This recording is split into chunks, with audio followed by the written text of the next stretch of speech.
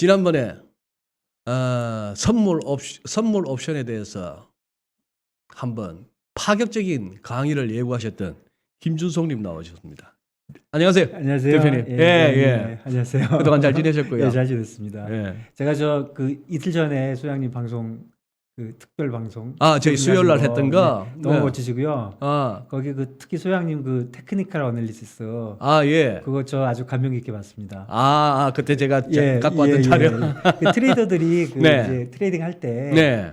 다들 뭐 옛날 자료 봐야 되니까 이렇게 자기가 이제 나름대로 보는데 네. 그런 거보다도 그 테크니컬 어널리시스 하는 사람들이 가끔 해주거든요. 근데 뭐 소장님 정도의 코멘트면 탑 클래스입니다. 많은 분들이 예. 기대를 가지셨던 이유가 예. 자, 파생은 일단 어렵다. 네. 이런 선입견. 네. 그리고 또 관련 교과서나 네. 참고 자료들을 보면은 이게 이제 조금만 들어가면 이제 미분 얘기가 나오고 그럼요. 그렇게 해서 머리가 아프거든요. 네.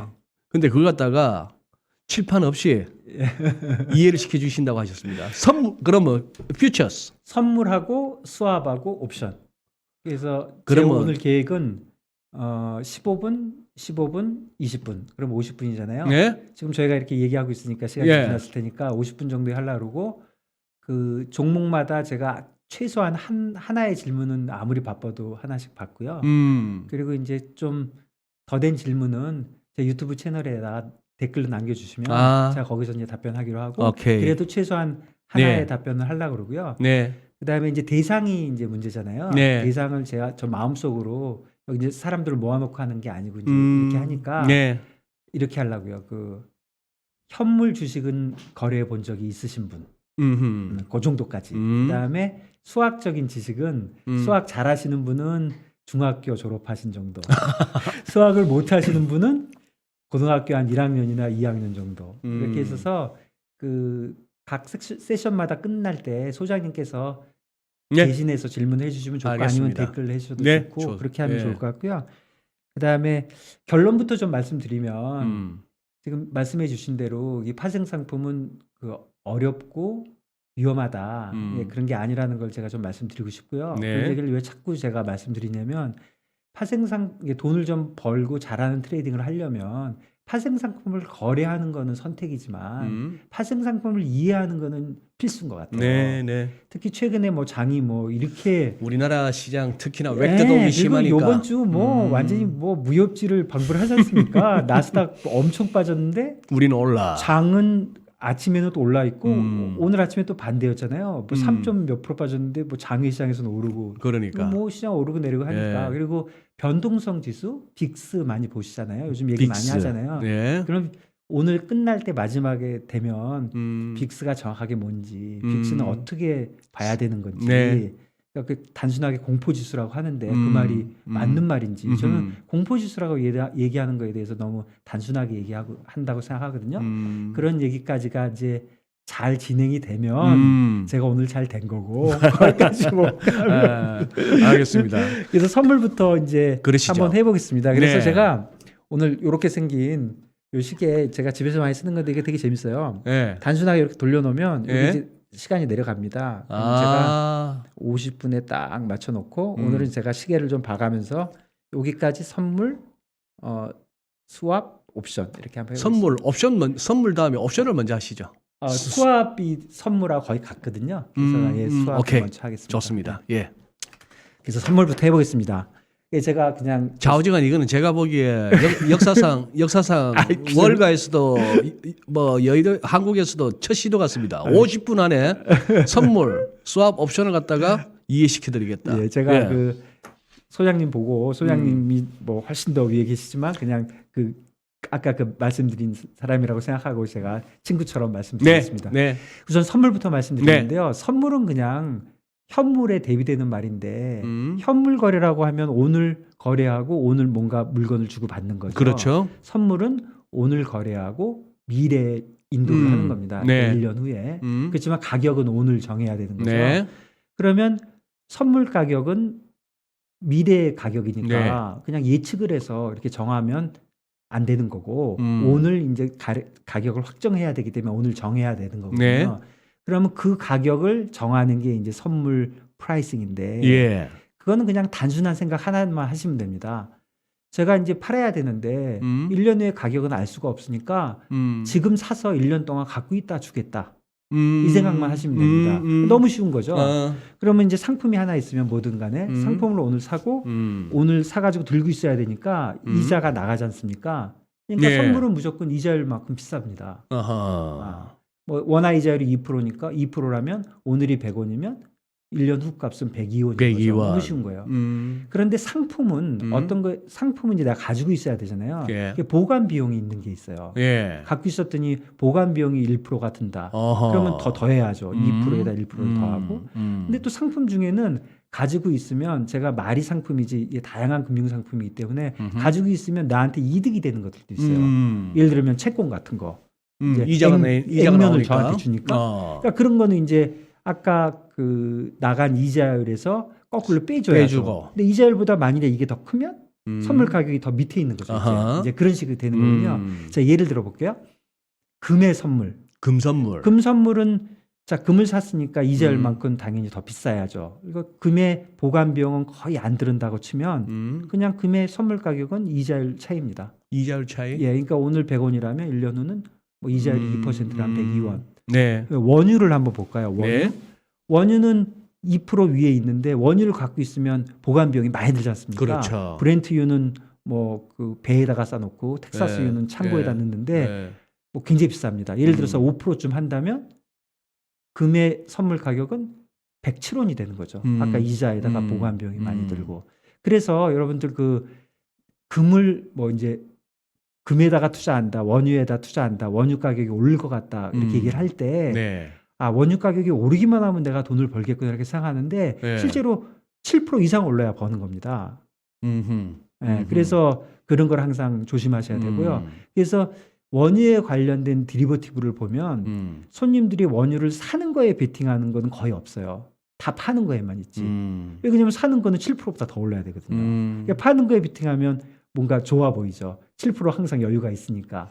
거기다가 기억납니다. 2020년에 WTI 선물 마이너스 갔던 그렇죠. 선물을 갖다가 유가 오를 거라고 사긴 샀는데 아, 이거는 그게 이제 대표적으로 어떤 경우냐면 그게 왜 마이너스가 나냐면 그 실물 인수도 때문에. 그렇죠.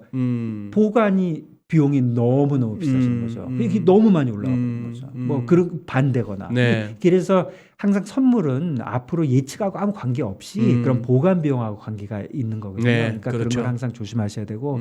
그러면 이제 그건 상품에 관련된 된 거고. 그다음에 두 번째는 이제 채권. 채권은 아까 말씀드린 대로 액면을 받으니까 5%짜리 채권을 뭐 10년짜리인데 5% 액면이면 액면 이자라는 건 그냥 5%씩 주는 겁니다. 그렇죠.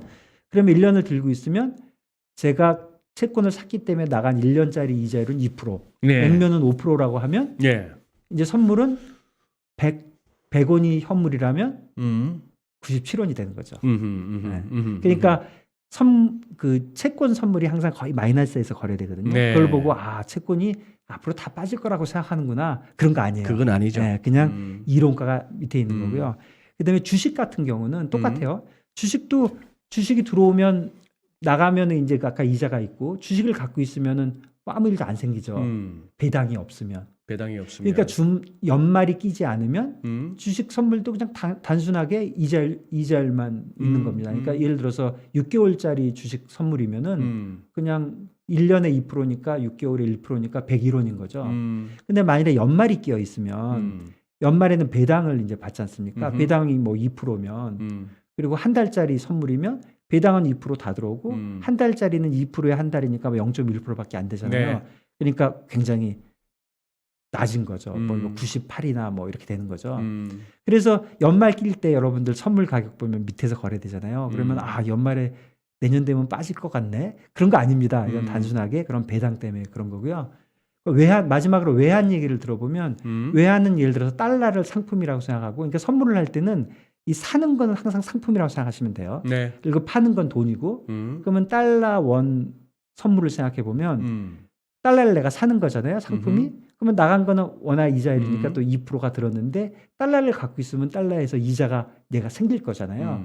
그래서 달러 이자가 만일에 1%면 손해 보는 건 2%고 들어온 건 1%니까 101원이 되는 거죠. 근데 예를 들어서 달러 이자가 5%면 아까 채권처럼 이제 마이너스 3원이 되는 거죠. 그러니까 97이 되는 거죠. 음. 그러니까 그래서 보통 이자율이 낮은 커런시가 그러니까 지금 예를 들어 볼 때 달러는 1%고 원화가 2%면 지금 1,000원이었던 게 1년짜리 선물이 1,010원이 되는 것처럼 더 올라가잖아요. 선물에서. 그러니까 그걸 보고 그렇죠. 프리미엄 됐다 그러잖아요. 네네. 그래서 그냥 단순하게 하나 외워놓으시면 좋은 게 이자율이 낮은 커런시가 프리미엄 커런시예요. 그러니까 프리미엄 커런시라는 거는 선물에서 가격이 더 비싸진다는 거죠. 그러니까 그렇게 생각하시면 됩니다. 결국 선물 가격은 엄청 복잡한 것 같지만 엄청 이렇게 간단한 거예요. 그냥 보관 비용처럼 생각하면 되고. 근데 물론 이렇게 얘기하시는 분이 있을 거예요. 아 그러면 선물을 내가 보관해서 판다고 생각하지 말고 반대로 생각할 수도 있잖아요. 네. 내가 오늘 상품을 빌려다가 먼저 팔고 예. 나중에 그거 메꿔도 되잖아요. 네. 그거 계산해 보면 답이 항상 같아요. 왜냐면 이제 상품하고 원화하고 바뀐 것밖에 없고 나중에 산 거 판 거가 바뀌었기 때문에 계산해 보나 마나 지금 말한 가격하고 다 똑같이 나거든요. 그러니까 그거는 천천히 한번 생각해 보시고 그런 거에 구애받지 마시고 선물 가격을 한다 그러면 간단하게 아 내가 사서 보유를 하고 있으면 얼마가 될까? 그렇게 계산하시면 되는 겁니다. 예.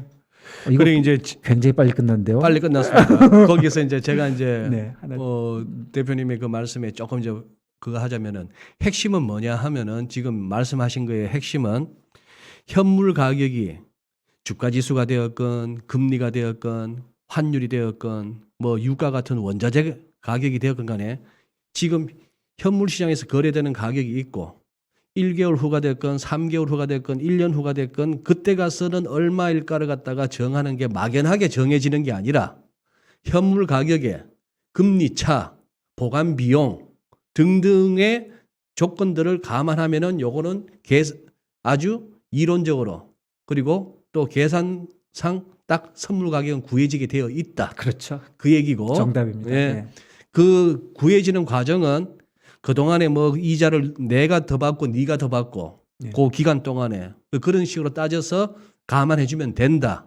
그런 상황이었습니다. 그렇죠. 딱 두 가지입니다. 딱 여러 두 가지 할 것이 가지였습니다. 없이 이제 하나가 들어오고 하나가 나가잖아요. 항상. 그렇습니다. 상품이 들어오고 이제 돈이 나가는데 돈에 대한 비용, 예. 그다음에 상품에 대한 비용. 이건 예. 이제 플러스일 수도 있고 마이너스일 수도 있는 예. 거죠. 이건 항상 한쪽 예. 방향이지만 예. 그것만 딱 계산하면 되는 거죠. 그래서 예전에 제가 참 이렇게 기가 막힌 어떤 그 리포트를 하나 봤는데 아까 말씀하신 우리 한국의 금리가 높으면 네. 뭐 예전에는 그랬죠. 뭐 당연히 이머징 국가들이 선진국보다 금리가 높을 수밖에 없는 네. 그 시절에는 네. 지금 달러원 환율이 예를 들어서 1,200원이라고 한다면은 네. 1년 후 거래하는 수출업체들이 1년 후에 들어올 달러를 미리 팔고 싶어서 거래하면 1년 후 선물 환율이 나와야 되는데 이게 당연히 1,200원인 이거보다 높았거든요. 네. 높아야죠. 높아야 이론적으로. 되는 거죠. 네. 금리가 높은 네.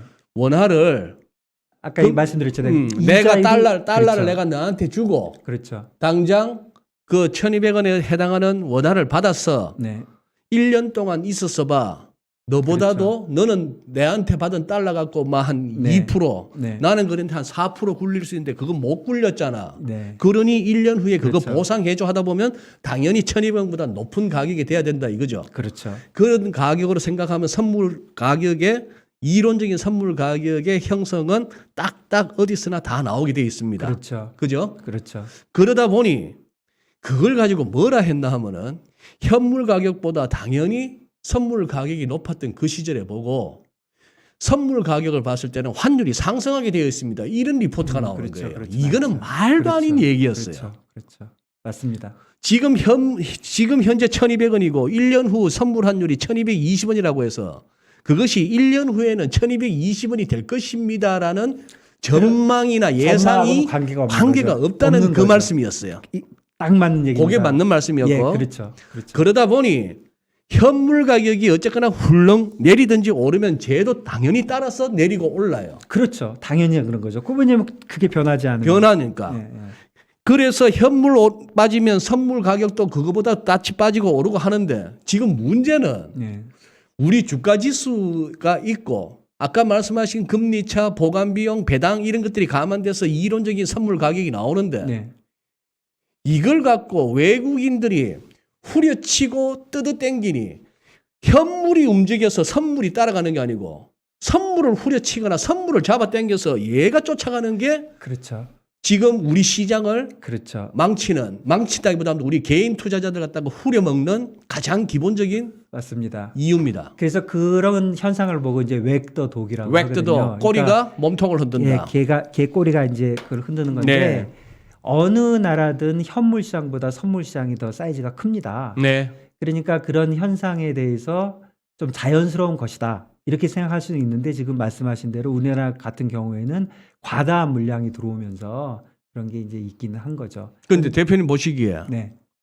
화력의 차이가 있고 그렇죠. 그런 거 화력의 있죠. 차이가 있고 정보력의 그렇죠. 차이가 있는 그렇죠. 외국인들 내지는 뭐 그렇죠. 타짜들 기관들 그렇죠. 포함해서 그 사람들이 선물 옵션을 동원해서 그렇죠. 올라야 상식적으로는 올라야 되는 장인데도 네. 불구하고 선물을 매도를 친다거나 이런 식으로 해서 장을 떨어뜨리는 여기에 우리가 많이 울분이 그렇죠. 쌓여 있거든요. 그렇죠. 근데 이거 벗어날 수 없을까요? 그게 제 생각이 그렇습니다. 예를 들어서 우선 먼저 생각하셔야 될 게 현물은 뭐 가만히 있는데 선물이 많이 빠진다. 이런 현상이 일어나면 야 오늘은 괜찮은데 앞으로 많이 빠질 것 같아. 네. 이런 거 아닙니다. 선물이 빠지면 현물도 빠져야 되는 거예요. 그렇죠. 그런데 저 사람들이 선물을 팔 수가 없기 때문에 선물을 파는 거예요.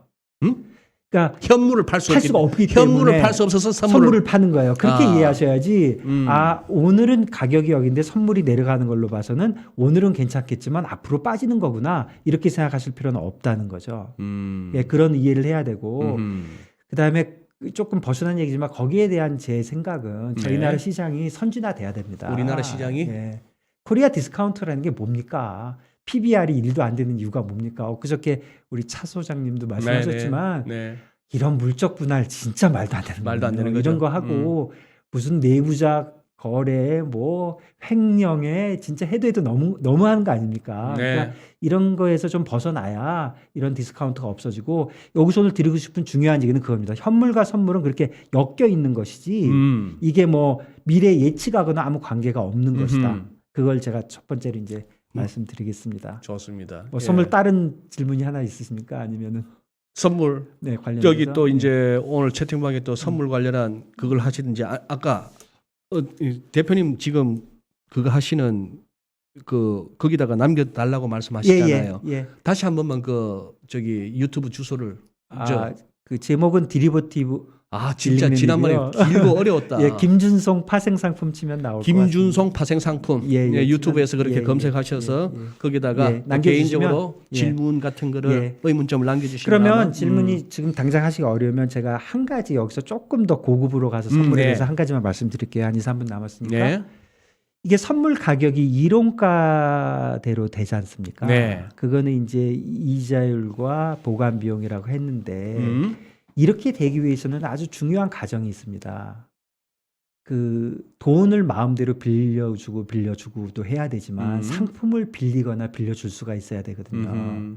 근데 상품을 빌려주거나 빌려줄 수 없는 것들도 있어요. 네. 예를 들면 뭐 농산물, 아직 짓지도 않은 채소, 그러네. 이런 거는 예. 선물이 빌리거나 빌려주질 못하기 때문에 네. 아까 얘기한 대로 오늘 사서 보관하거나 오늘 빌려가지고 미리 팔거나를 해야 되는데 그게 안 되기 때문에 이러면 네. 선물의 이론가가 의미가 예. 없어집니다. 예. 그러면 선물 거래는 완전히 예측으로 되는 거죠. 그러니까 뭐 100원과 102원 뭐 이런 이론가가 있다고 하지만 실제로 상품을 구하지 못하면 네. 이 선물은 아무렇게나 거래되는 겁니다. 그러니까 이 상품을 빌리거나 빌려주는 게 자유스러워야 된다. 이게 모든 거의 가정이고요. 더 한 가지 이제 재밌는 거는 실제로 생각해 보면 상품은 보관할 수는 있죠. 웬만하면. 그런데 못 빌리는 게 많습니다. 그런 경우가 많겠죠. 예를 들면 아까 말씀드린 우리 예전의 경우에 보면 달러를 빌릴 수는 있는데 보관을 할 수는 있는데 달러를 어디서 빌릴 수는 없었죠. 그때 외화 차관을 못하게 했으니까. 아하. 그러니까 한쪽이 무너지는 겁니다. 그렇죠. 그다음에 예를 들어서 주식 같은 것도 뭐 공매도도 하고 할 수 있으니까 빌릴 수는 있지만 되게 불편하잖아요. 그렇죠. 대량으로는 못 빌리잖아요. 많죠. 비트코인도 마음대로 못 빌리죠. 그러니까 그런 상품이 많아요. 상품을 보관할 수는 있으나 빌리기가 어려운 거죠. 그러면 선물 가격은 어떻게 될까요? 자, 원래 이론 가격이 100원이고 이 상품의 보관 비용은 없다고 치고 빌릴 수가 없다는 얘기는 선물 가격이 턱없이 높아질 수가 있네요. 한번 빌려서 팔 수가 없으니까. 아니요, 반대입니다. 그 말. 반대입니다. 그러니까 한번 잘 방향을 한번 잘 생각해 보시면 오케이. 자, 빌릴 수는 있어요. 그러니까 빌릴 수는 있어. 빌릴 수 아니요. 보관은 할 수 있어. 그런데 빌릴 수가 없어요. 내가 보관을 할 수 있는데 누구한테 빌릴 수는 없는 거예요. 그러면 무슨 얘기냐면 자 보세요. 오늘 내가 지금 102원이 이론가인데 104원, 105원 막 거래가 돼요. 그러면 내가 오늘 사가지고 보관하고 있으면 되잖아요. 오늘 사가지고 보관하고 있으면 되는 거잖아요. 그러니까 어떤 그 가격에 비쌀 수는 없어요. 빌릴 수가 있기 때문에. 빌릴 수가 있다. 계속 내가 그러니까 보관할 수가 있으니까. 보관할 수가 있으니까 계속 파니까 이론가보다 비쌀 수가 없어요. 그런데 이론가보다 낮게 거래되는 거예요. 예를 들어서 100원짜리가 80원에 거래가 돼요. 그럼 어떻게 해야 되냐면 빌려서 오늘 팔아야 되잖아요. 다시. 자, 100원 이론적으로는 100원이어야 되는데. 100원이어야 되는데 지금 선물가가 80원밖에 안 돼. 80원이야. 그러면 저평가네. 예, 그러면 어떻게 해야 되냐면 사고 싶은데 선물을. 그렇죠. 선물을 사야죠. 선물을 사는데 사고 현물은 팔아야죠. 팔아야 되는데 빌릴 수가 선물을 없어. 팔아야 되려면 빌려야 팔리죠. 근데 내가 빌릴 수가 없어. 빌릴 수가 없어요. 그러니까 제가 만들어낸 말인데요. 선물은 비쌀 수는 없어도 쌀 수는 있는 겁니다. 비쌀 수는 있어도 쌀 수는 없다. 그거 하나 기억하시면 돼요. 비쌀 수는 있어도 없어도 쌀 수는 있다. 오케이. 왜 그러냐면 상품을 빌릴 수가 없는 경우가 많거든요. 알겠습니다. 그래서 그런 현상을 조금 이해하시면 좋고요. 제가 다시 유튜브 좀 광고를 하면 제가 이 얘기를 첫 번째 파트에서 굉장히 자세하게 했어요. 자세하고 이제 지금부터 하는 수압하고 옵션은 이제 예습입니다. 오케이. 그래서 시간이 됐으니까 이제 수압으로 넘어가 보겠습니다. 그러시죠. 수압은 사실 이론적으로 굉장히 간단합니다. 수압은 이론적인 백그라운드가 없어요. 선물만 아시면 돼요. 수압은 어떻게 보면 선물을 다 모아놓은 게 수압이에요. 그래서 수압은 뭐냐면 뭐든지 바꾸면 수압입니다. 수압이 이렇게 바꾸는 거잖아요. 그래서 금융시장의 수압이라고 하는 거는 그 어떤 캐시플로우를 바꾸는 거예요. 캐시플로우. 자, 예를 들어볼게요. 가장 고전적인 이제 수압이 뭐냐면 제가 은행에 가서 고정금리로 돈을 빌릴 수도 있고 변동금리로 돈을 빌릴 수도 있잖아요. 그래서 제가 고정금리로 돈을 빌렸어요. 제가 뭐 국민은행 가서 10년 동안 5%에 빌렸어요. 그럼 제 캐시플로우는 뭐냐면 오늘 이제 100원 받았고 앞으로 갚아야 될 게 매년 5원 이자가 나가야 돼요. 하고 마지막 날에는 10년 후에는 100원과 또 5원 이렇게 하는 거고 내가 만일에 변동금리로 빌리면 오늘 예를 들어서 1년짜리 변동금리가 3%다. 그럼 오늘은 돈 받고 1년 후에는 3% 주고 2년 후에는 이제 변동금리니까 모르는 거죠. 또 그때 이제 정해주는 변동금리를 쭉 주고 마지막에 이제 또 100원을 주고 이런 두 가지 캐시플로우를 바꾸는 거 이런 게 수압이에요. 그러니까 수압이라는 건 어떤 캐시플로우 두 개를 그냥 바꾸는 거예요. 그러니까 수압 프라이싱은 사실 너무너무 쉬워요. 왜 쉽냐면 자 이자율이 오늘이 100원이면 퓨처에 있는 그 캐시플로우 캐시플로우는 그냥 단순하게 이자율을 곱하면 되는 거죠. 원리금. 그러니까 오늘이 100원인데 이자율이 5원이면 1년 후에 가격은 105원이잖아요. 그럼 거꾸로 오늘의 가격은 모르겠는데 1년 후에 내가 갖고 있는 돈이 105원이에요. 근데 이자율이 5%예요. 그럼 나눠보면 100원이 되잖아요. 이런 걸 보고 저희가 할인을 한다 그러거든요.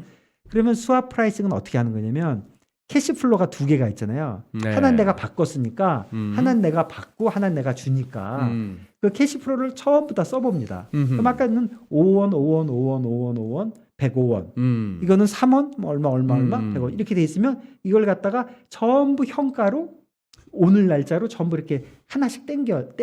그러면 가격이 나오잖아요. 그걸 보고 저희가 net present value, 그러니까 오늘의 가격이다. 그래갖고 그 가격을 양쪽을 비교를 해서 한쪽이 높으면 그 가격이 수압 가격인 거고 그 두 캐시플로우를 똑같이 만들 수 있도록 뭐 고정금리를 변동시켜 다른 걸로 바꿔줘서 0으로 만드는 값 그게 바로 수압 프라이싱입니다. 이게 다예요. 수압은. 넷 프레젠트 넷 프레젠트 밸류 되지만 너무 쉬운 얘기인데 다시 한번 말씀드리면 대표님 제가 왜 웃나 하면은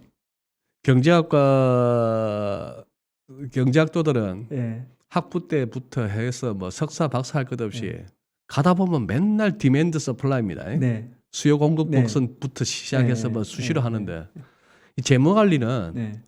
시작부터 끝까지 순현가 넷 프레젠트 그렇죠. 밸류를 그러니까 자 이제 다시 한번 하면 전혀 헷갈리실 게 없는 게 캐시플로우 아까 그 10개 11개가 있잖아요. 그걸 쭉 적어놓고 나는 이자율로 쭉 땡기면 되는 거예요.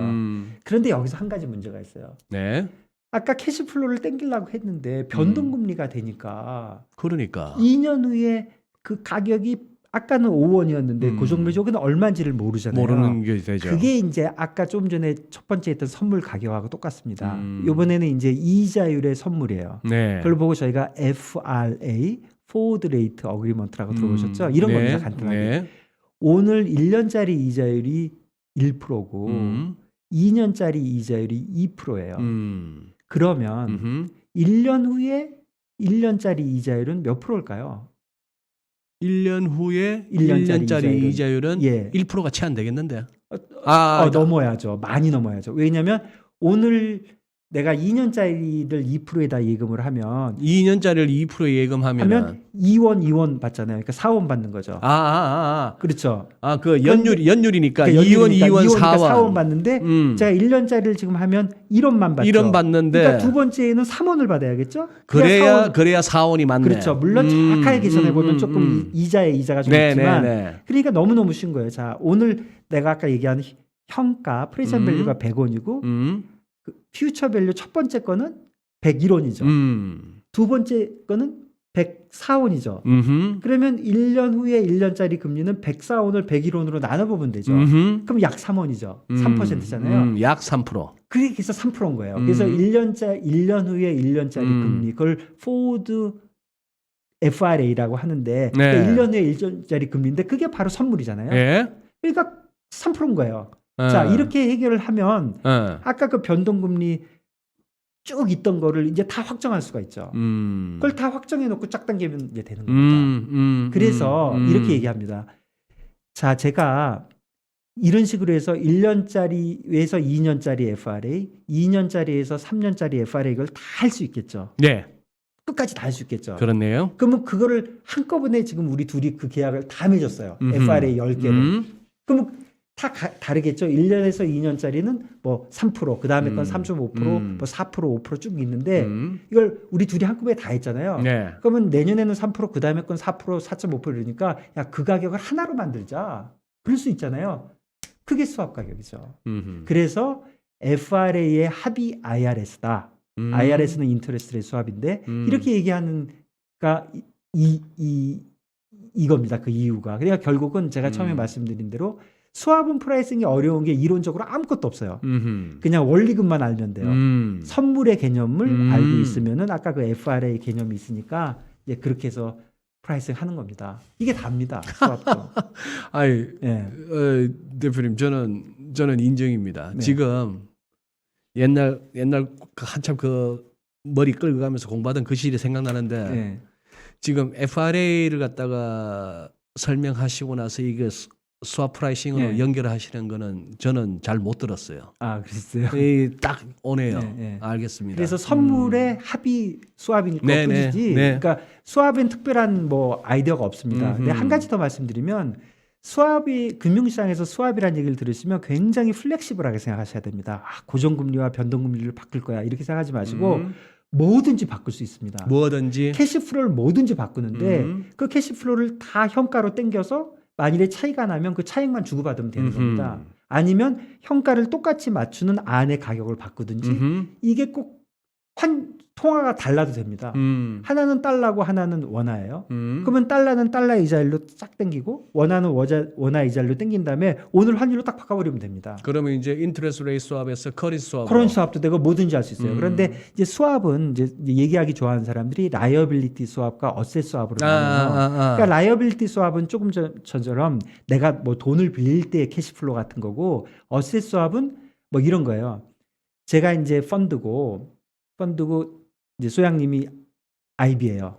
우리 저 인포맥스 독자분들이 느끼실 텐데 그게 그 현업에서 뛰는 선수들이나 기자들 사이에서는 되는지 몰라도 이 채권 시황에서 부채 수합 관련해서 네. 뭐 규모가 얼마짜리 있을 때 이게 안 오거든요. 근데 엄청 쉬운 거죠. 지금 막 그렇게 그냥 바꾸는 것 뿐이고요. 어셋 스왑이라는 건 뭐냐면 단순하게 어셋을 그냥 바꾸는 거예요. 예를 누가? 들어서 누구라도. 그러니까 대표적인 예가 이거예요. 자, 그러면은 제가 은행이에요. 이렇게 얘기하면 제일 편해요. 소장님은 펀드예요. 제가 펀드야. 네, 펀드고 난 IB예요. 나는 은행이에요. 인베스트뱅크예요. 오케이. 뭐 은행이라도 돼요. 근데 소장님이 이제 주식을 200개를 사고 싶어요. 한국 주식 200개. 한국 주식 200개를 코스피 200개 다 사고 싶어요. 200개를 다 사고 싶어. 예. 그런데 소장님이 이렇게 하는 거예요.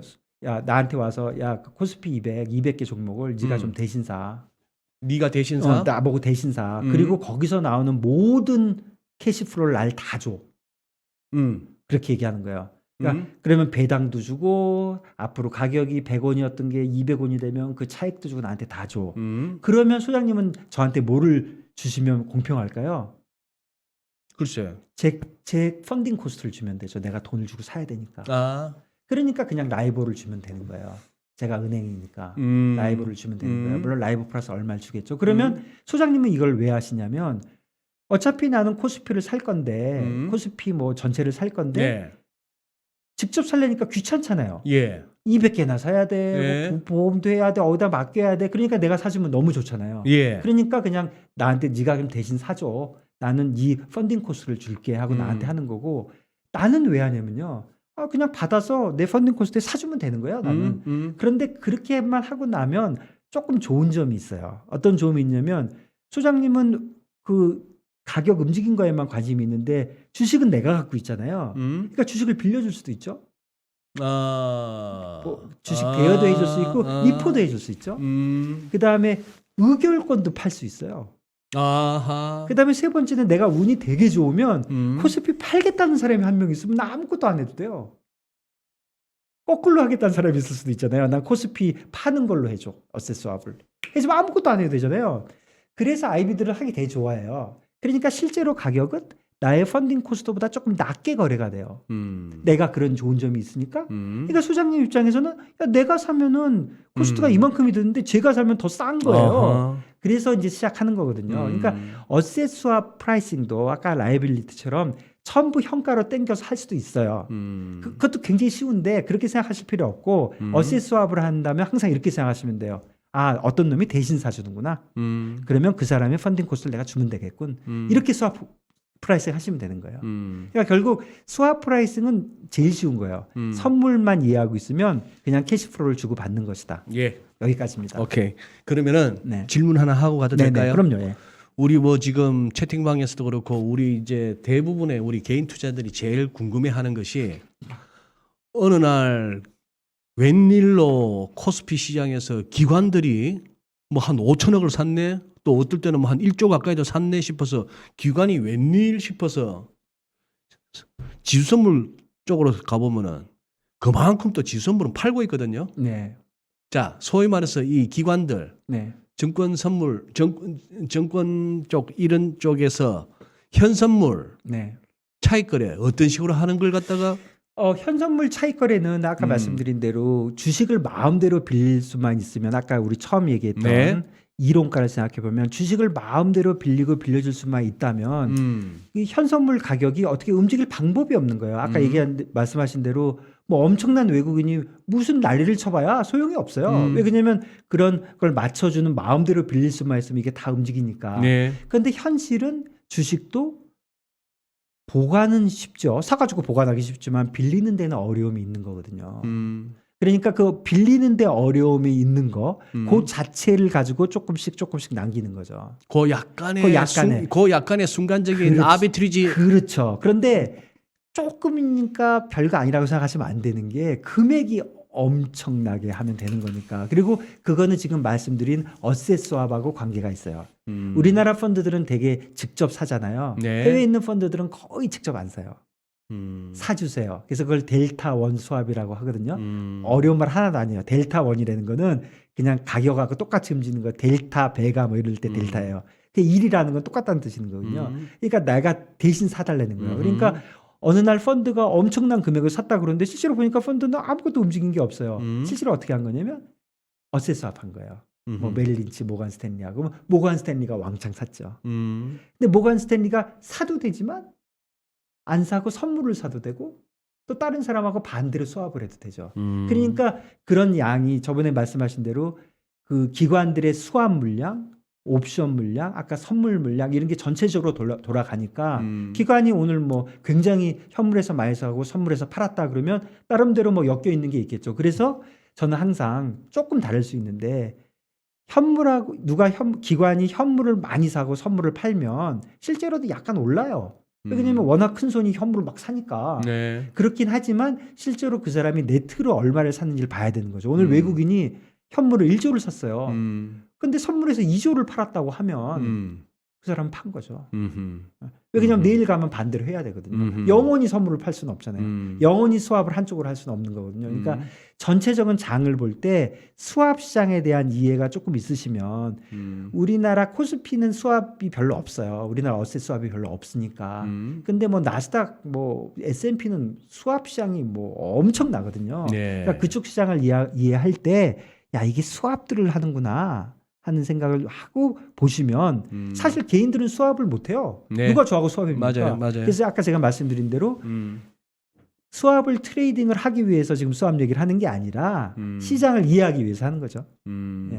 네. 그렇습니다. 오케이. 제가 옵션을 제대로 하려면 지금 빨리 옵션으로 가야 됩니다. 가시죠. 네. 이게 옵션이 이제 오늘의 이제 핵심이거든요. 그래서 옵션 가기 전에 제가 질문을 하나 드릴게요. 네. 소장님과 모든 분들한테 네. 한 1분 간단한 질문입니다. 삼성전자 오늘 종가가 74,000원이에요. 네. 그런데 소장님 지금 옵션을 하나 사셔야 되는데 1년 동안 삼성전자를 74,000원에 아무 때나 살 수 있는 그런 권리예요. 그러면 얼마에 사시겠습니까? 지금 오늘 종가가 74,000원이고 네, 근데 앞으로 1년 동안 네. 아무 때나 내가 74,000원 네, 살 수 있는 권리, 콜옵션이네요. 그렇죠. 그걸 얼마에 살겠느냐? 하시겠습니까? 예를 들어서 보자. 또 여러 가지 생각들을 하시죠. 여러 가지 생각들을 하는데 한번 이걸 생각을 갖다가 조금만 해보세요. 지금 이제 74,000원인데 그러니까 결국 1년 후에 이게 84,000원, 94,000원 가 있을 것 같으면은 그냥 1년 내내라고 하면 좀 헷갈리니까 사실 유로피안 아메리칸 옵션인데 상관없어요. 1년 후 하나라만 생각해도 되거든요. 예를 들어서 10,000원에 사시면 1년 후에 84,000원이면 본전이에요. 그렇죠. 94,000원 돼야 10,000원 버는 네. 거고 1년 후에 30만 원 되면은 그 20만 몇천 원 버는 거예요. 1년 후에 뭐 이럴 일은 없겠지만 10,000원 되면은 74,000원이 10,000원 됐으니까 64,000원 터지는 게 아니고 그 10,000원만 터지는 거예요. 왜냐면 옵션은 해도 되고 안 해도 되는 안 해도 거거든요. 되니까. 74,000원에 살 권리만 있지 꼭 사야 되는 거 아니거든요. 예, 꼭 사야 그러니까 돼요. 터지면 만일에 10,000원에 사면 10,000원만 터지고 벌면 굉장히 많이 버는데 네. 벌려면 84,000원보다 높아야 되는 거예요. 그렇죠. 그러면 소장님 얼마면 사시겠어요? 지금 그 옵션 가격이 10,000원이다. 아니요. 10,000원 제가 예를 든 거고 예. 얼마면 사시겠어요? 그게 질문이에요. 이 많은 사람한테 한번 여쭤보시면 그게 지금 그러니 이제 책대로 하자면 오늘 74,000원에 삼성전자 74,000원에 종가인데 네. 1년 후에 74,000원에 살 수 있는 콜옵션을 갖다가 가격이 얼마나 되겠느냐? 얼마면 사시겠냐? 얼마면 사겠느냐? 네, 그렇게 물어보는 거예요. 자, 제가 이 말씀을 왜 드리냐면 이걸 제가 소장님한테만 물어보는 게 아니고 제가 100만 명한테 물어봤다고 치세요. 네. 그다음에 제가 한 가지 질문이 더 있어요. 네. 소장님 그런데 소장님 예를 들어서 10,000원이라고 했다고 이제 쳐볼게요. 소장님 그런데 이거를 꼭 팔아야만 되면 얼마에 파시겠어요? 이 옵션을 지금 사는 게 아니라 소장님 지금 무조건 팔아야 돼요. 소장님이 트레이더야. 뭘 팔아요? 이 옵션을. 이 옵션을. 똑같은 옵션을 이제 사는 게 아니고 무조건 팔아야 돼요. 이 옵션을. 네, 그러면 얼마에 팔겠냐 이거예요. 무책임하게 하면 난 10만 원에 팔겠다. 10,000원에 사고 10만 원에 사서 10만 원에 팔겠다. 뭐 그럴 수도 있네. 그러면 이제 그거는 이제 책임 없는 트레이더잖아요. 그냥 예. 그래서 제가 옛날에 이런 거 많이 당했어요. 세일즈가 이러는 거예요. 헷갈리는 거 물어보는 거예요. 이거 얼마면 사요? 그러면 내가 10,000원 이렇게 부르면 아니야 참 나 저기 살라 그런 게 아니고 팔라 그래. 그러면 얼마면 사? 이런다고. 그래서 그런 거거든요. 그래서 이렇게 사자와 팔자를 제가 100만 명한테 물어봤어요. 네. 그러면 지금 저기 소장님도 막 생각해 봤잖아요. 이게 보통 얘가 보통 얼마씩 움직이니까 7만 전자, 8만 전자, 9만 전자에 어떻게 하니까 내가 한 5천 원에 해야지 이런 생각을 했을 거 아니에요. 네. 그런 생각에 사자 팔자가 다 모여서 사실 가격이 결정되는 거예요. 그 100만 명의 그 복잡다단한 생각들이 다 모여서 다 모여가지고 그게 가격이에요. 그게 시장의 가격이야. 네, 이게 옵션 가격이에요. 더 이상 여기가 끝이에요, 사실은. 맞아요. 네, 이게 끝이에요. 자, 근데 여기서 끝이면 너무 재미없으니까. 그래 옵션 그 강세장일 때는 옵션 프리미엄이 더럽게 비싼 거죠. 그렇지. 콜 옵션은. 그렇죠. 뭐 그렇게 하는 거예요. 예. 자, 그런데 이제 한번 생각을 해보자고요. 자, 그런 옵션의 가격을 한번 우리 머릿속에 이제 이론적으로 생각해보면 이론적으로 생각을 해보면 자, 옵션의 가격에 영향을 미치는 게 뭘까부터 한번 생각을 해보자고요. 재료가 여기가 지금 박스가 있는데 크게 세 가지예요. 첫 번째는 행사 가격. 그렇죠. 네가 얼마에 살래? 7만 4천 원인데 7만 4천 8만 원에 살 수 있는 권리, 10만 원에 살 수 있는 권리, 아니면 6만 원에 살 수 있는 그렇죠. 권리. 6만 원에 살 수 있는 권리 되게 좋죠. 너무 좋은 거지. 50만 원에 살 수 있는 권리 거의 없죠. 50만 원 되겠어요? 예, 그렇게 행사 가격이 제일 크고요. 두 번째는 만기. 아하. 내일까지만, 한 달까지만, 아하. 1년 동안 아니면 10년 동안 다 다르겠죠. 요새는 맨날요 일주일짜리 위클리 갖고 막 이게 위클리. 그러니까 먼슬리가 더 크겠죠. 만기. 그다음에 이제 이자율, 환율 이런 거 있는데 다 무시하시고 결정적인 세 번째 게 있어요. 변동성. 그렇죠. 예. 삼성전자가 막 움직이면 너를 옵션 뛰면. 가격이 비싸야겠죠? 무서우니까? 아니면 이익이 많이 나는데 삼성전자가 붙박이에요. 네. 7만 4천 원, 7만 3,900원 이렇게만 움직이면 옵션 가격이 싸겠죠. 네. 이 세 가지가 있는 거예요. 그러면 그 세 가지가 들어가서 이제 가격이 나오는데 자, 가격을 제가 한번 잘 들어보세요. 저도 헷갈리니까. 이론적인 가격은 무엇일까요? 자, 삼성전자가 앞으로 될 가능성 있는 가격들이 쫙 있잖아요. 그렇죠. 0원부터 100만 원까지. 거기에 대한 우리가 변동성을 알고 있잖아요. 변동성을 이제 집어넣는다면 움직이는 그 변수를 그러면 이게 확률이 쫙 나오겠죠. 얼마가 될 확률 얼마? 그 지금 말씀하신 변동성이란 것은 과거 변동성. 과거에 삼성전자의 주가 흐름을 주가가 이렇게 변했으니까 나왔을 때 앞으로 변동성. 이렇게 변할 거라는 경우의 수가 쫙 나오겠죠. 확률 변수로. 그러면 자 8만 4천 원이 되면 내가 본전이잖아요. 만일에 100원이면 만 원이면 그러면 내가 벌 수 있는 내 기대값이 쫙 나오겠죠. 그러면 이 모든 기대값을 하나로 표현한 가격이 옵션 가격이죠. 그렇죠. 거기까지 이해되시죠. 네. 그러면 이 값을 구하려면 어떻게 해야 될까요? 확률 변수를 미분해야 됩니다.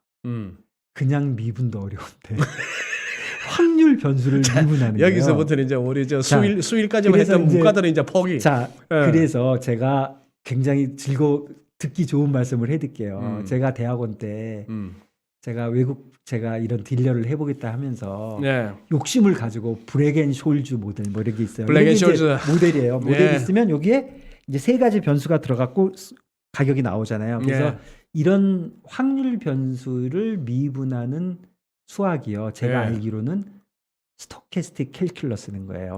스토캐스틱 캘큘러스 맞을 거예요. 그래서 제가 서점에 가서 책을 3권인가 4권인가를 샀어요. 집에 가서 읽기 시작했어요. 제가 식음을 전폐하고 끝을 내겠다. 딱 2시간 만에 포기하고 그 책을 이제 비고 있다가 낮잠 자다가 버렸어요. 자, 좋은 소식은 뭐냐면 제가 아는 어떤 옵션 트레이더도 모델을 사용하지 않고 지가 계산하는 놈은 없어요.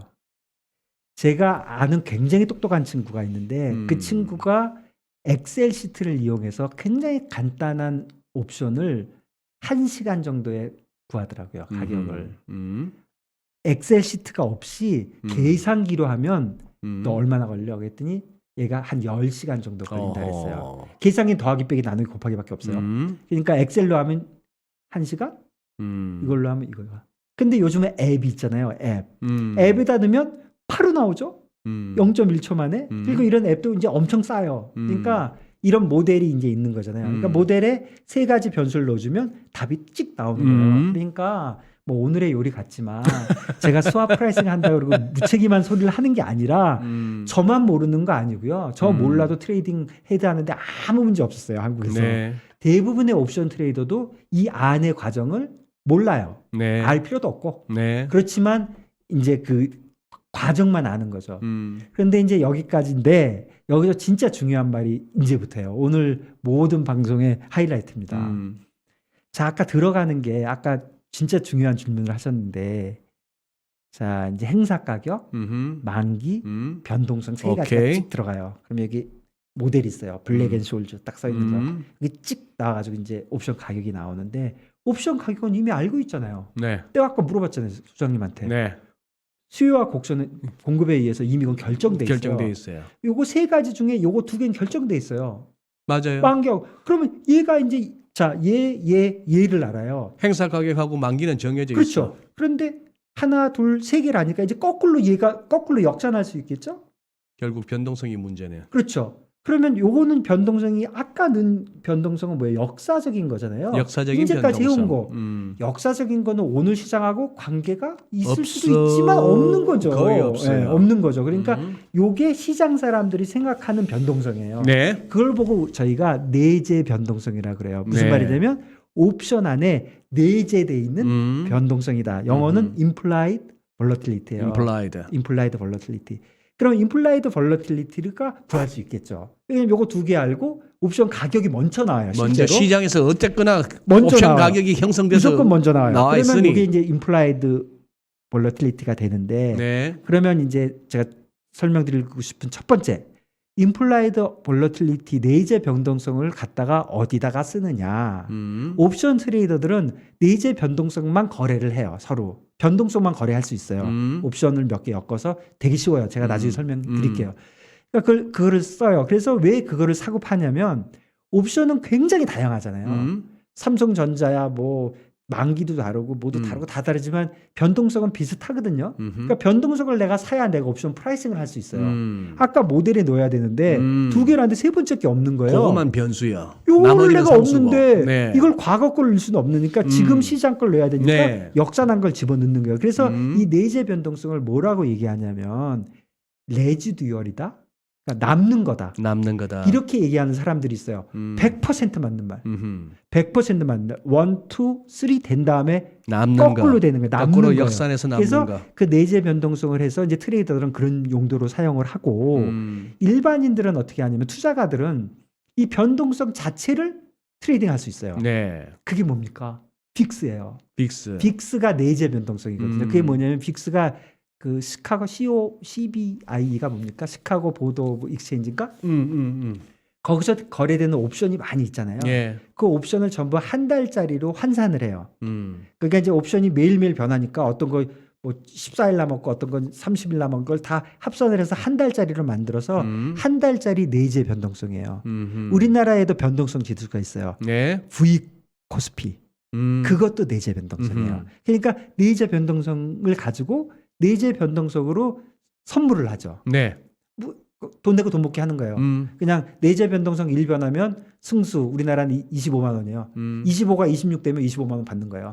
그러니까 고수업 칠 때 100원짜리 고수업 칠래? 200원짜리 고수업 칠래? 그러니까. 그래서 25만 원짜리 고수업 치는 거예요. 점에 얼마 그것만 정하면 되는. 예, 이게 그렇게 해서 하는 거고 이걸 가지고 ETF를 만들어서 사고도 팔죠. 그래서 중요한 거는 그렇게 이용되지만 여기서 제일 중요한 건 뭐냐면 아까 말씀하신 역사적 변동성과 내재 변동성의 차이를 잘 구별하셔야 돼요. 역사적 변동성은 오늘까지 변해온 것이고 내재 변동성은 오늘 시장에서 느끼는 거예요. 그럼 그 두 개를 그래프로 이렇게 그려보면 야, 역사적 변동성은 뭐 25%나 되는데 시장은 15%밖에 안 보고 있네. 시장이 좀 안정될 거라고 보는구나. 역사적 변동성은 25인데 시장이 35가 되네. 야, 시장이 좀 강하게 움직인다고 사람들이 겁을 먹는구나. 네. 이런 거를 보는 아주 좋은 지표입니다. 그래서 빅스를 보시는 게 좋아요. 근데 V 코스피는 거래량이 많지가 않아가지고 네, 조금 그런데 네. 그 빅스는 굉장히 좋은 거예요. 그래서 그거를 보셔야 된다. 그겁니다. 그래서 내재 변동성을 이해하셨으면 진짜 이제 옵션을 다 한 건데요. 예. 제가 5분이 남았으니까 예. 질문을 받자고 한 가지 더 얘기해 드릴게요. 그러면 이런 질문을 해요. 지금 내재 변동성이 예를 들어서 빅스에서 보니까 뭐 38이 됐다. 16이 됐다. 뭐 25가 됐다. 그럼 그게 도대체 무슨 말이냐 이거예요. 예를 들어서 이자율이 3%다 그러면 무슨 말인지 알잖아요. 네. 내가 1년 돈 맡기면 3원 더 주는 거예요. 환율이 1,200원이다 그럼 무슨 말이에요? 달러 1불 주면 나 1,200원 주는 네. 거예요. 근데 변동성이 26이면 뭔 말이에요? 그 요즘 말하는 빅스가 예, 빅스에 26이다. 26, 뭐 25 이런 숫자가 있잖아요. 오늘이 얼마로 끝났네? 한 25, 26 됐네요. 뭐 25다. 며칠 전에 뭐 S&P 500 빅스가 38 찍고 옛날에 50도 갔고 50도 갔고 평소에 얼마예요? 그러면 도대체 32가 무슨 뜻이에요? 예. 그거를 이제 똑똑한 친구들한테 물어보면 어떻게 얘기하냐면 95%의 확률로 그 표준 편차 2제곱이 움직이는 거에 대해 분산을 움직이는 거에 뭐 이렇게 얘기해 뭔 말인지 알 수가 없는 거죠. 그래서 첫 번째는 이렇게 생각하시면 돼요. 단순하게 야 숫자가 크면은 많이 움직이는 거고 숫자가 적으면 적게 움직이는 거야. 시장을 많이 봐보면 지금 말씀하신 대로 야 옛날에 그 난리 났을 때 이자율 움직일 때 이게 30까지 가더라. 평소에는 20 몇이더라. 이렇게 생각하는 게 정답인데 제가 기왕 여기까지 나왔으니까 진짜 무책임한 단순 계산법이 있어요. 제가 이렇게 얘기하면 사람들 싫어할 수 있는데 학자들은 저는 항상 그렇게 했어요. 나누기 16 하면 돼요. 너무 쉬워요. 처음 들어보십니까? 32잖아요. 빅스가 32야. 내재 변동성이 32면은 네. 16으로 나눠요. 2네요. 그럼 2죠. 네. 그럼 이게 한 달짜리 변동성이잖아요. 예. 그러면 한 달에 거래를 25일 정도 하죠. 뭐 20일로 보시는 게 20일로 맞겠네. 보면 네. 앞으로 20일 동안 매일 2% 움직이면 32예요. 무슨 말이냐면 오늘 100원인데 종가만 보는 거예요. 오늘 100원, 내일 102원. 그 다음날 104원, 106원, 108원. 이렇게 돼도 되고 100원, 102원, 100원, 102원, 100원, 102원 이렇게 왔다 갔다 해도 돼요. 100원, 102원, 100원, 98원? 100원, 100원, 98원, 96원, 98원, 100원. 하루에 무조건 2%씩 움직여야 돼요. 그렇게만 움직이면은 그렇게 움직이면 그게 32가 나와요. 32를 16으로 나눠 16으로 나눠요. 16으로 나눠라. 그랬더니만 2다. 2다. 그 얘기는 그런 뜻이에요. 한 달 내내 2%에 매일매일 매일매일 2%. 엄청 많이 움직이는 거예요. 그러니까 지금 이거 완전히 그거 어느 책에도 없는 지금 김준송식 이제 많이 이렇게 얘기해요. 시장에서 아니요, 그러니까 저는 그렇게 얘기했어요. 오케이. 그 16이라는 숫자는 어디서 나왔냐면 이게 모든 게 그 혹시 표준 편차와 분산 아십니까? 네. 이거 복잡하지만 네. 그게 루트를 씌워야 되거든요. 1년이 365일인데 거래하는 날은 250일쯤 되잖아요. 256을 루트 시키면 16이에요. 256을 루트를 루트를 시키면 시키면 16 곱하기 16이 16제곱이 256. 1년 동안의 거래일이다. 그렇죠. 256을 루트 씌우면 오케이, 16이거든요. 그래서 나온 건데 네. 그런 게 중요한 거 아니에요. 이거 예. 워낙 대강 계산하는 거니까. 그러니까 벌러틸리티가 16이라고 하잖아요. 만일에 환율의 벌러틸리티가 16이면 어떻게 되는 거냐면 거의 1%씩 원달러가 움직인다. 지금 1,200원이잖아요. 오늘 1,200원인데 내일 1,212원, 1,224원, 1,236원, 1,212원 이렇게 움직이는 거예요. 엄청 움직이는 거죠. 그래서 환율은 거의 벌러틸리티를 보시면 10을 못 넘어요. 아하. 그리고 일반 주식이 대개 15%, 16%밖에 안 돼요. S&P도 15, 16밖에 안 돼요. 통상 지금 15, 16이고 그렇죠. 한 20만 살짝 넘어도 긴장하죠. 생각해 보세요. 개별 종목이 30%쯤 되는 게 있어요. 네. 매일 2% 움직이는 거죠. 상당히 아하. 움직이는 거예요. 아마 삼성전자도 큰 것들은 30 못 넘어요. 네네. 되게 20대 초반이고 S&P가 되게 14, 15였는데 요즘 25까지 올라갔죠. 네네. 그리고 어느 날 32가 됐어요. 그러니까 32로 빡 올리면 이렇게 생각하시면 돼요. 야, 이거 매일씩 2%씩 오른다고 지금 하는 거예요. 엄청 그게 그러니까 지수가 매일 2%씩 움직인다는 얘기는 정신없다는 얘기죠. 만일에 16의 4배면 얼마예요? 54면 54가 간 적도 있거든요. 빅스가? 그건 하루에 4%씩 한 달 내내 움직인다는 소리예요. 엄청 움직이는 거죠. 그러니까 거의 뭐 2008년 그렇죠. 금융위기급이죠. 컨셉을 그냥 근데 이렇게 얘기하면 학자들 엄청 싫어한다니까. 계산해 보면 많이 틀린단 말이에요. 네네네. 그렇지만 큰 숫자로 보면 이렇게 보면 틀림이 없어요. 느낌이 되게 좋아요. 아, 벌러틸리티 16이다. 원달러가 아니면은 뭐 삼성전자가 16이다 그러면 74,000원이 하루에 1%면 740원씩 앞으로 매일같이 움직인다는 소리예요. 그렇게 생각하시면 되고 30이네 이런 거다. 그러면 25라 그러면 1.5쯤 되잖아요. 그러니까 이게 되게 얼마 움직인 거예요. 그러니까 그 정도보다 안 움직이면 조정이 되겠죠. 근데 지금 빅스가 제가 안 보고 나왔는데 25라 그러면 예, 25는 16에 1.5쯤 되잖아요. 그러니까 예. 하루에 1.5씩 맨날 움직인다고 생각하는 거예요. 요즘 그럴 만도 하죠. 요즘 맨날 1.5씩 움직이잖아요. 1.5%는 움직이죠. 매일 지수가. 움직이죠. 맞아요. 오르락내락 오르락내락. 그러니까 사람들이 그렇게 느끼는 거예요. 그럼 히스토리컬 S&P의 볼러틸리티는 얼마인가? 그거 저 잘 모르겠어요. 그거 이제 그림표 그런 거 많거든요. 뭐 어디다 가도 저기 소장님이 한번 그려주셔도 좋고. 그러면 히스토리컬 볼러틸리티와 임플라이드 볼러틸리티 이렇게 딱 비교해서 딱 보면 아 시장은 이렇게 변해왔는데 임플라이드는 이렇게 됐구나. 제가 딱 맞췄습니다. 지금 다 했어요. 예. 예, 마지막으로 지금 종쳤지만 한 가지만 말씀을 빅스에 대해서 공포지수라고 얘기하는 걸 제가 조금 마음에 안 든다고 얘기했잖아요. 그 이유가 뭐냐면 공포지수 이외에 빅스를 공포지수라고 부르는 이유는 제가 알겠어요. 왜냐면 막 떨어질 때 얘가 올라가니까. 주가가 떨어질 때 올라가니까. 그 공포가 오는 숫자다. 일부 맞는 예, 말인데 딱 예. 맞는 말이 아닌 게 주가를 보면 오를 때는 살살 올리고 내릴 때는 팍 떨어지는 경향이 있지 않습니까? 네.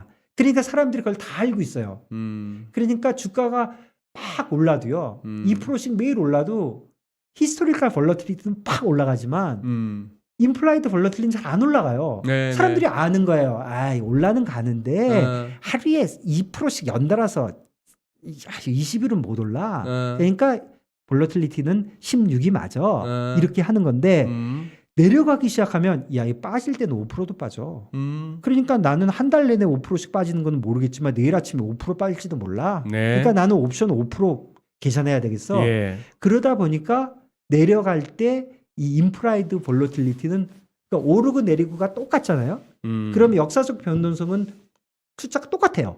오르거나 내리거나 관계없으니까. 그런데 임플라이드 볼러틸리티는 오를 때는 별로 안 올라가요. 사람들이 오를 때는 주식이 조금씩 올라간다는 걸 알고 내릴 때는 팍 빠지는 걸 경험적으로 알기 때문에 꼭 그런 건 아니더라도 그러니까 임플라이드 볼러틸리티가 확 올라가는 거예요. 레이저 변동성이.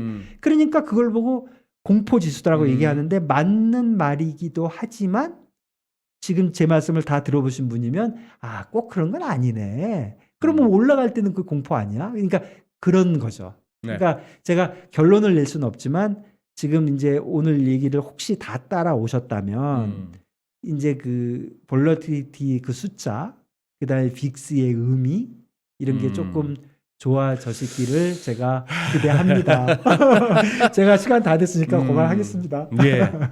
아, 대표님, 사실 저는 반신반의했어요. 네. 50분 동안에 예. 선물, 수합, 옵션을 갖다가 다 이렇게 예. 개념을 갖다가 설명하시겠다. 예. 저는 반신반의했는데 그걸 해내셨습니다. 아, 정말요? 예, 해내셨고 예. 아, 이걸로 우리가 선물, 옵션, 수합을 다 알았다라고는 절대 얘기할 수 없는 그럼요. 거고 예, 예. 그러나 새로운 시각에 아, 저렇게 보면 되겠구나 하는 건데 이 말씀은 드려야 될 것 같습니다. 아까 말씀하셨잖아요. 그놈의 블랙숄즈 모델. 네. 블랙숄즈 모델이 얼마나 우리 저 재무관리나 이 경제학 쪽에 시장에 있는 친구들을 괴롭히는 특히 이 문송하다 싶을 이 문과 출신들을. 근데 아까 그 말씀 그 계산 안 해봐도 됩니다. 그 옵션 트레이드도 그거 계산 아무 그리고 계산 실제 그 모델을 이해 못한다. 알 필요도 그런다 없어요. 이제는 앱까지 나왔다. 예. 그것만 집어넣으면 바로 예. 그거리 되는데 그렇습니다. 보니 그렇게 해서 이만한 수합책이 교과서가 있고 이만한 옵션책이 있고 네. 그걸 공부하기 위해서 통계학도 다시 공부하고 아까 말씀하신 그 뭐였죠? 무슨 캘큘러스 스토캐스틱 캘큘러스 못합니다. 그거는. 예. 뭐, 그거는 뭐, 예. 그런 거에다 뭐 몬테카를로 뭐 어쩌고 예. 저쩌고 해가면서 공부해서 해본들 네. 결국 끝에 가면 홀짝이더라고요. 해석이죠. 결국 끝에 가면 해석과 홀짝이죠. 홀짝의 배팅이더라고요. 예. 그게 트레이더죠. 그게 트레이드더라고요. 그리고 지금 모든 개인 투자가들은 다 트레이더입니다. 그렇습니다. 투자와 투기 같은 거고 여러분들 진짜 이렇게 시장 엄청 움직이시는데 진짜 고생하시는 거고 진짜 굉장히 즐기시는 거예요. 예, 굉장히 즐기시는 거고 그래서 제가 다시 한번 말씀드리면 이 파생 상품은 어렵지도 않고 위험한 것도 아니고 중요한 거는 파생 상품을 거래하는 거는 선택인데 이해하는 거는 필수입니다. 그러니까 좀 이해하시고 시장을 보시면 빅스 지얘기만 들으셔보셔도 내일부터 빅스 보시면 조금 더 재밌으실 거예요. 조금 더 이제 다가오는 네. 그 숫자가 다가오는 네, 게 다르죠. 네. 일단 나누기 16. 예, 예. 일단 16으로 나눠 구성하시면 됩니다. 좋습니다. 예. 예, 그래요. 아유, 그렇습니다. 김준성 대표님이 지금 우리가 50분 남짓 동안에 선물 옵션 수합을 갖다가 이렇게 설명을 해주셨습니다. 아까 들으셨겠지만 난다 긴다 하는 그 인베스트먼트 뱅크들 이런 쪽에서는 얼마나 돈을 벌겠습니까? 그 우리가 딱 듣기에 어렵다는 그 프라이싱을 그들은 해내면서 그걸로도 벌겠지만 이쪽은 이쪽으로 해주세요 하는데 이쪽은 저쪽으로 해주세요를 며칠만 해도 앉아서 버는 게 어마어마한 겁니다.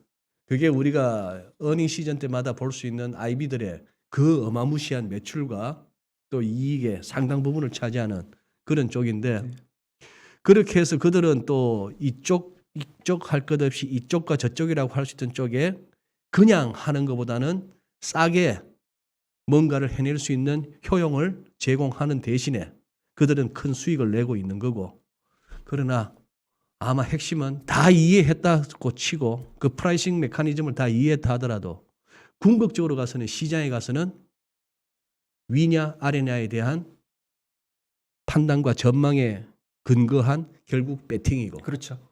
아무리 프라이싱을 잘한다고 해서 그렇게 해서 상방이든 하방이든 배팅을 한다고 해서 그것이 이익으로만 연결되지는 않는다는 거. 네, 그래서 그 베팅에 관련돼서 제가 딱 한 말씀만 드리면 그 제가 시장에서 사고 판다는 것은 어떤 뜻이냐면 지금 시장이 이해하고 있는 가격의 체제가 있지 않습니까?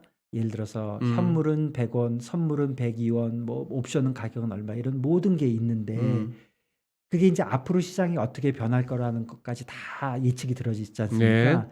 그거에 대해서 내가 동의를 하면 할 게 없는 거예요.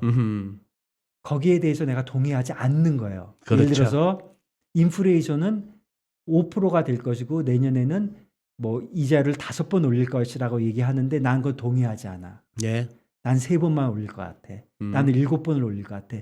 그럴 때 그 차이에 대해서 베팅하는 거예요. 그렇습니다. 베팅은 현재 가격에만 하는 게 아니라 지금 마켓이 이해하고 있는 거와 나의 생각이 다른 거에 베팅하는 거예요. 네. 해야 되거든요. 그러려면 먼저 알아야 되는 게 지금 마켓은 뭐라고 이해하고 있는지를 알아야 돼요. 네. 그래서 마켓에 되고 있는 상품들을 되도록 다 이해하는 게 그 좋은 투자를 하는 데 도움이 된다. 그렇습니다. 그게 제 생각입니다. 그 말씀 예, 맞네요.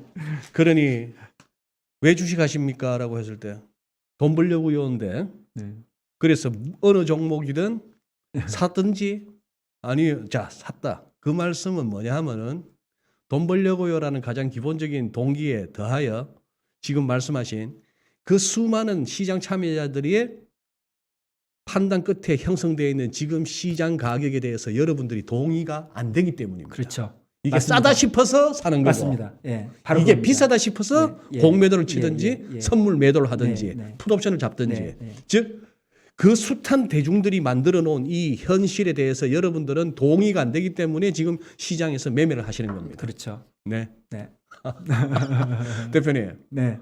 뭐 지금 당장 뭐 이렇게 어디 뭐 출국을 하시거나 그런 스케줄은 없으시죠? 제가 있습니다. 제가 2월 말에 미국 가서 한 6개월 놀다 올 생각입니다. 제가 미국에서도 방송할 수 있으면 좋겠네요. 아, 그러시면은 네. 우리 작가님하고 일정 짜가지고 예, 예. 저기 뭐야 미국 나가시기 예. 전에 한 번 더 우리 예, 예. 주간전망대 그러시죠. 한번 나와주시죠. 그리고 소장님도 그 네. 테크니컬 어널리시스의 그 상당한 수준에 계시는데 네. 제가 보기에 소장님도 60분 챌린지 한번 하세요. 그래프 안 그린 그래프를 안 그리고 안 그리고 차트를 안 보여주면서도 안 보여주면서 설명해야죠. RSI 설명할 수 설명하고 있는, 예. 오실레이트 설명하셔야죠. 그거 한번 하세요. 뭐 좋은 말씀인데 대표님이 계셔서 아시겠지만 미국이나 뭐 유럽에서는 그 차트만 갖고 네. 코멘트 하면서도 월 몇천 불씩 그럼요. 몇백 불씩 받는 그런 네, 어떤 서비스가 있는데 네, 대한민국에서는 네, 차트에다 썬커고 피보나치 거면은 네. 저 새끼 아는 게 없어가 맨날 저거만 아이, 한다. 아닙니다. 여기는 그런 평가를 받는 아닙니다. 시장입니다. 그리고 대한민국은. 예. 그 수요일 날그 음. 코멘트 보시니까 그 탑 클래스입니다. 사실. 그게 저의 첫 보스가 예. 제가 한국 종금 있을 때 첫 예. 보스가 제가 딜링룸 들어갔을 때 뭘 알겠습니까? 예. 그때 대표님 말씀하셨잖아요. 예. 이것저것 다 알아야 할 수 있을까 말까 외환 딜러를 갖다가 신입들한테 맡긴다고 대한민국에서는. 예, 맞습니다. 제가 그 케이스였습니다. 아, 예. 그 케이스였는데 뭘 알겠어요. 맨날 터지죠. 그 국제 외환 시장에서 인터내셔널 FX 마켓에서 완전 저는 플랑크톤이에요. 그 먹이사슬의 플랑크톤이었는데 뭘 해도 안 되는 거예요. 제가 걔들보다 돈이 많습니까? 무슨 뭐 플로어가 있습니까? 아니면은 뭐 정보력이 백이 있습니까? 결국은 그때 저희 보스가 너는 저기 차티스트 해라. 예. 그나마 그게 서울에서 이 예. 국제금융시장의 변방 중에 변방인 예. 여기서 그래도 비도파라도 읽고 추세서라도 끌 수 있으면서 사타 팔았다라도 할 수 예. 있으면 차트 봐라 했는데 예, 어쨌든 훌륭한 그게- 레벨에 계십니다. 그게 저의 지금까지의 뭐 아는 거의 전부가 아, 별 되었습니다. 말씀을요. 오늘도 감사합니다. 아, 예, 감사합니다. 우리 시청자분들 가운데 굉장히 흥미롭게 들으시고 뭔가 인사이트를 얻으신 분들도 있으시고 아, 그러시길 또 많은 바랍니다. 분들은 또 그래도 어렵다 하시는 분들이 있는데 당연히 이거는 어려운 얘기입니다. 예, 오늘도 고맙습니다, 대표님. 예, 감사합니다. 예.